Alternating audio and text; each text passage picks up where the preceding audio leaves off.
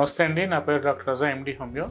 ఈరోజు మనం థైరాయిడ్తో బాధపడే వాళ్ళలో ఏ ఆహారాన్ని తీసుకోకూడదు అనేది నేను చెప్పదలుచుకున్నాను.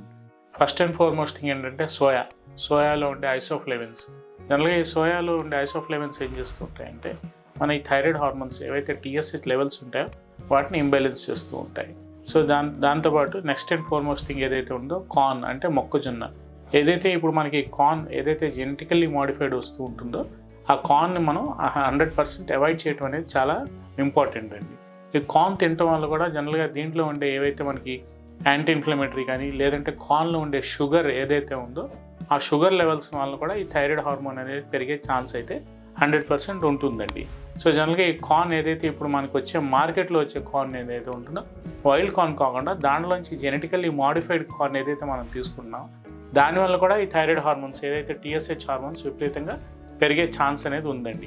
దాంతోపాటు కెఫీన్ ఏదైతే మనం రెగ్యులర్గా కాఫీ తాగుతూ ఉంటామో దాంట్లో ఉండే కెఫీన్ కంటెంట్ వల్ల కూడా ఈ థైరాయిడ్ హార్మోన్స్ చాలా ఇంబ్యాలెన్స్ అయ్యే ఛాన్స్ అయితే 100% ఉంటుందండి. అలాగే కాకుండా నెక్స్ట్ అండ్ ఫార్మోస్ట్ థింగ్ ఏదైతే సాల్ట్ ఫుడ్స్, ఎక్కువగా మనం ఉప్పు ఏదైతే సాల్టీ ఫుడ్స్ తీసుకుంటున్నామో బిస్కెట్స్ కానీ లేదంటే ఈ బర్గర్స్ కానీ పిజ్జా కానీ లేదంటే మనం రెగ్యులర్గా తినే డైట్లో తీసుకునే సాల్ట్ వల్ల కూడా మనకి థైరాయిడ్ హార్మోన్స్ అనేది టీఎస్హెచ్ హార్మోన్ అనేది పెరిగే ఛాన్స్ ఉందండి. అలాగే మన ఉప్పు వలన మనకి ఒక థైరాయిడ్ హార్మోనే కాకుండా మనకి ఏదైతే ఈ ఉప్పులో ఉండే ఈ యాంటీ ఇన్ఫ్లమేటరీ రియాక్షన్స్ కానీ లేదంటే సాల్ట్ అంటే సోడియం కంటెంట్ బ్లడ్లో ఎక్కువ అయిపోవడం వల్ల జనరల్గా ఇది మనకి హైపర్ టెన్షన్ కానీ లేదంటే గుండెలో ఉండే కవాటాలు అంటే లోపల రక్త నాళాలు కూడా మూసిపోవటం లేదంటే ఈ బీపీ వలన వచ్చే చేంజెస్ ఏవైతే ఆ గుండె మీద పడుతుంటాయో దానికి కూడా మనకి సాల్ట్ తీసుకోవడం అనేది 100% తగ్గించుకునే అవసరం ఎంతైనా ఉందని నేను చెప్పదలుచుకున్నాను. ఇంకా లాస్ట్ అండ్ ఫార్మోస్ట్ థింగ్ వస్తే మనకి లెగ్యూమ్స్ కానీ లేదంటే ఏదైతే మనం ఈ సాచురేటెడ్ ఫుడ్స్ కానీ లేదంటే స్టోర్డ్ ఫుడ్స్ కానీ కాన్సన్ట్రేటెడ్ మిల్కీ ఫుడ్స్ కానీ స్వీట్స్ కానీ ఎక్కువ తీసుకోవడం వల్ల కూడా ఈ థైరాయిడ్ హార్మోన్స్ పెరిగే ఛాన్స్ ఉందని నేను ఈ వీడియో ద్వారా చెప్పదలుచుకున్నాను.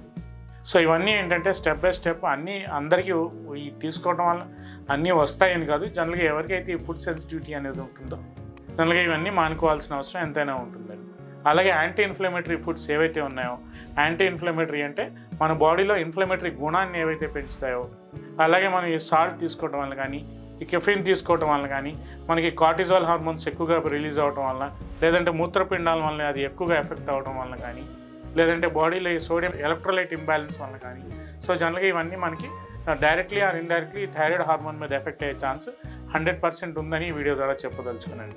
సో ఇవన్నీ మనం వీలైనంత వరకు తగ్గించుకోవటం లేదంటే పూర్తిగా మానేయటం చేసుకుంటే మనం వాడే మందులతో పాటు జనరల్గా ఈ టీఎస్హెచ్ హార్మోన్ ఏదైతే పెరుగుతుందో దాన్ని మనం పూర్తిగా నియంత్రించుకోవచ్చని ఈ వీడియో ద్వారా నేను చెప్పదలుచుకున్నాను.